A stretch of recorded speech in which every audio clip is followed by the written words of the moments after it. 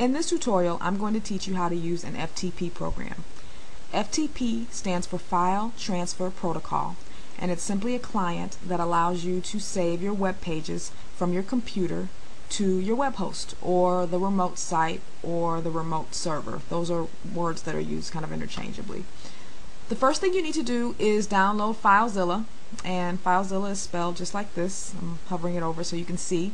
Just go to Google, type in FileZilla, you'll see the site. You can download. I think it's like filezilla-project.org or something like that. You download it, install it, then you'll need to take a trip over to your web host and create an FTP account. And all that is, it's just a username and a password that you'll need to use an FTP program and save the files to your server.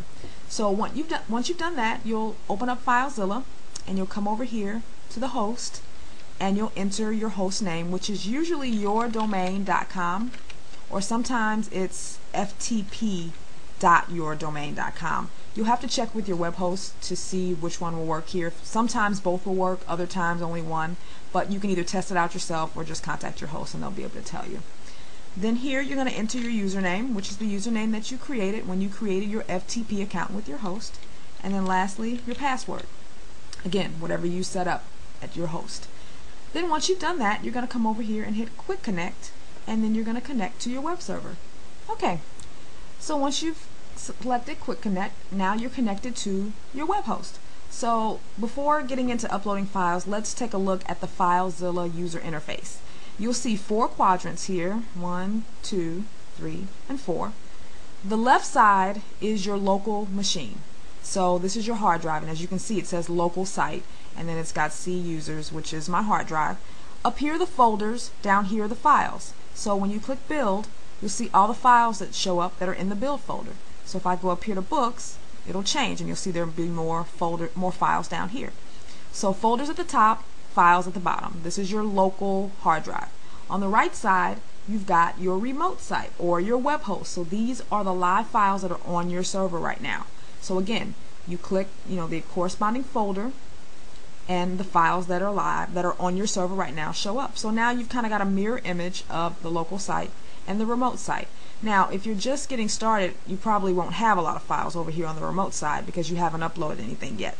My site's old, so I've got a lot of content, so that's why you see all the files on the right side.